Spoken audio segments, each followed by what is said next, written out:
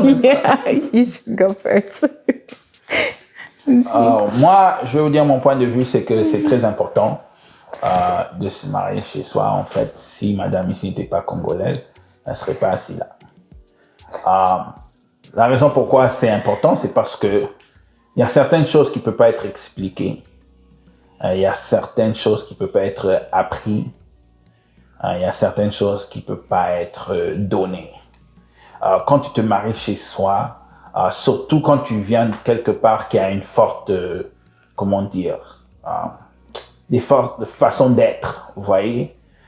Les Congolais, ils ont une forte façon d'être vraiment que ça peut leur rendre mal à l'aise d'être chez quelqu'un d'autre, vous voyez. Quelque chose simple comme la façon que les enfants sont, la façon qu'on traite les parents ou les frères, les choses comme ça, avec les Congolais, des fois, ça peut pas être appris, vous voyez. Et quand tu es chez toi, au moins ces choses-là sont compris et c'est pas quelque chose que tu dois trop t'expliquer.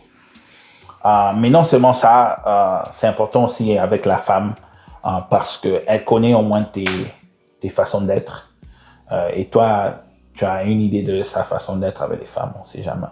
Donc, mais au moins quand tu es chez toi, tu as une idée, tu as des exemples, tu as surtout le support et le soutien qu'elle peut comprendre. Et ouais, si tu aimes ta nourriture faite d'une certaine façon, elle a au moins une idée comment commencer. Si tu as certaines manières, tu aimes saper, tu aimes jouer au sport. Surtout avec les Congolais, je trouve que certains au moins, le temps familial, les choses comme ça. Donc, ça ne doit pas être expliqué. Si tu pars chercher autre part, tu risques d'avoir des surprises et des cauchemars vraiment que tu ne vas jamais t'en sortir. Vous voyez? Et comme on dit toujours, on n'est pas mieux servi que par soi-même. Je trouve que c'est la même chose avec chez toi. Tu vas toujours te sentir mieux chez toi, tu vas toujours être mieux servi chez toi et tu vas toujours réussir et je trouve devenir la meilleure personne que tu peux être honnêtement dans ton cœur quand tu es chez toi.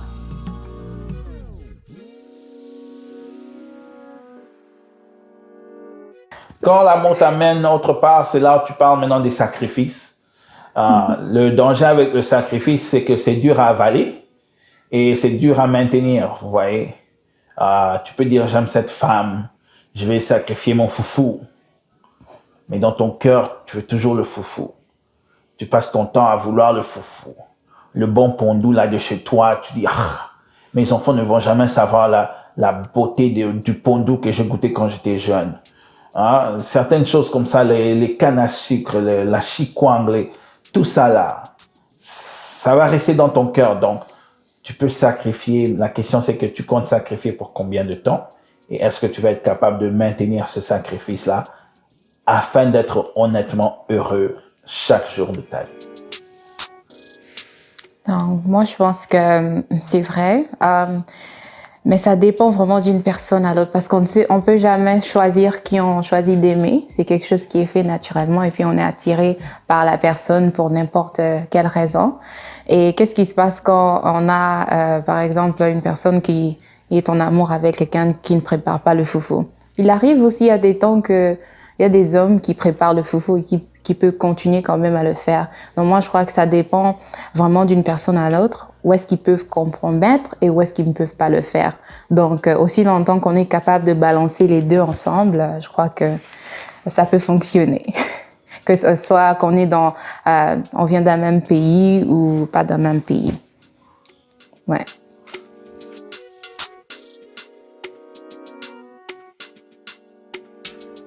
Ah oui, moi je crois que ça peut apporter un plus. C'est très enrichissant. Par exemple, les enfants qui peuvent parler plusieurs langues, je trouve que c'est beau et c'est quelque chose qui peut être un atout même pour les enfants en grandissant, pour plus tard, je sais pas, en cherchant le travail ou même en ayant une compagnie, peu importe. Donc je trouve que c'est une bonne chose.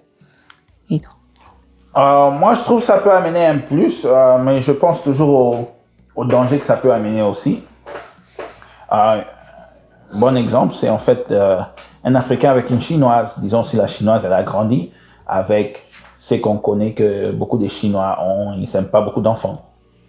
Et disons, nous, certains Congolais, on veut beaucoup d'enfants. Ouais, d'abord, déjà, là, ça amène un petit problème déjà. Et si la Chinoise a grandi, disons, sous l'aile de son frère ou son père, parce que, disons, en Chine, les femmes ne sont pas nécessairement, disons, permis d'évoluer comme des hommes. Et l'homme congolais, lui, il est habitué à la femme soumise. Vous voyez? Donc, oui, il y a des bonnes choses que ça peut amener, la langue et tout, mais s'il n'y a pas la stabilité à la maison, s'il n'y a pas la capacité de compromis, sacrifice, tout ça là, moi je pense plus au danger que ça peut amener parce qu'en fait, ça peut amener un sérieux choc envers les deux, la femme et l'homme, concernant si tu amènes la femme chinoise dans ton milieu congolais, on lui dit « Oh, t'es trop mince, et pourquoi tu as pas les enfants ?» et ça l'énerve un peu et elle comprend pas, elle se sent jugée, alors que nous les Congolais, quand tu as une Congolaise, elle sait que c'est normal. Chez nous, on ne prend pas ça personnellement, personne t'attaque, il t'insulte pas, c'est comme ça que c'est fait chez nous. Donc, oui, on peut parler du bon que ça peut amener, n'est pas oublier le négatif que ça peut amener aussi.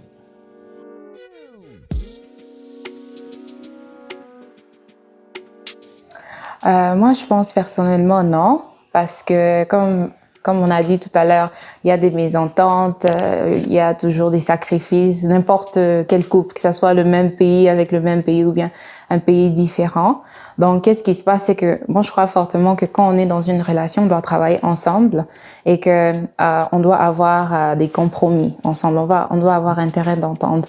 Donc, si par exemple, je dois te donner plus que toi, je trouve pas que c'est juste. Il faut qu'on arrive à un moment donné où est-ce que on est capable de se surpasser, mais ne pas s'oublier. Par exemple, en tant que, si on a des valeurs, ou même en tant que personne, il y a des choses que on ne peut pas compromettre. On dit que là, c'est la ligne. On a des limites. Donc, c'est quelque chose qui est très important d'avoir aussi et de respecter dans tous les couples.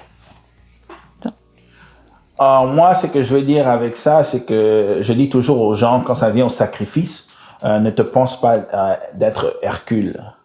Pourquoi je dis ça? Je dis que le mot « à jamais », c'est très longtemps.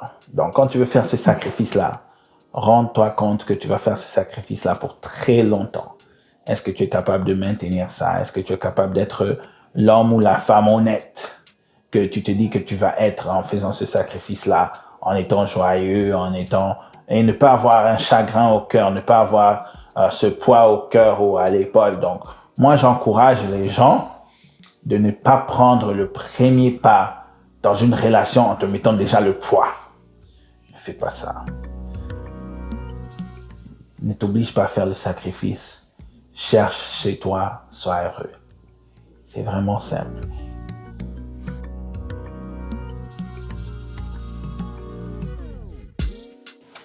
Ce que j'ai à dire, c'est que on est tous dans le même pays. Il faut que on soit ensemble, unis, qu'on doit s'aimer. Et malgré les tribus, on vient tous d'un même pays et on est tous un seul peuple. Donc c'est ce que moi je dois dire. Moi j'aime tout le monde. J'ai pas de préférence. Moi je vais vous dire que si vous venez de différentes tribus,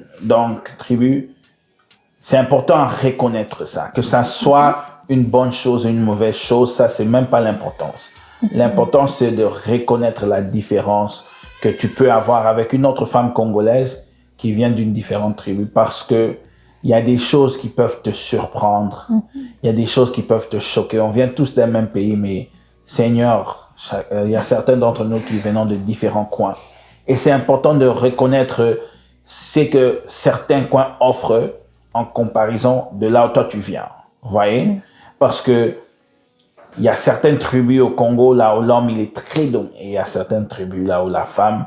Donc si vous vous croisez les pas et vous ne parlez pas de ça, vous n'avez pas une entente, les jours que vos familles se rencontrent, oh Seigneur, ça sera une guerre parce qu'ils vont commencer à se parler. Et à un certain point, des fois, je pense que les Congolais oublient que l'autre aussi parle lingala. Donc, ils parlent de toi comme si toi tu n'entends pas, et tu parles de eux comme si eux ils t'entendent pas. Et après là, c'est le désordre. Donc, pour moi, quand ça vient aux tribus, je dis pas que c'est important, je dis pas que c'est pas important, mais l'important c'est de reconnaître vos différences et de se dire vraiment, est-ce que tu peux gérer cette différence-là encore pour toujours?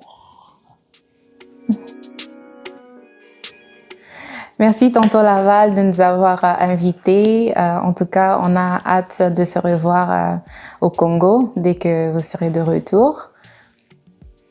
Oui, merci tonton Laval de nous avoir reçus. Je parle à tout le monde, assurez-vous de vous abonner, d'aimer cette vidéo, de suivre tonton Laval.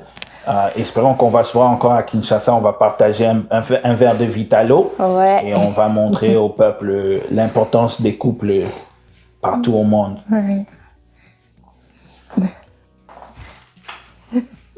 On est mariés depuis octobre 2020.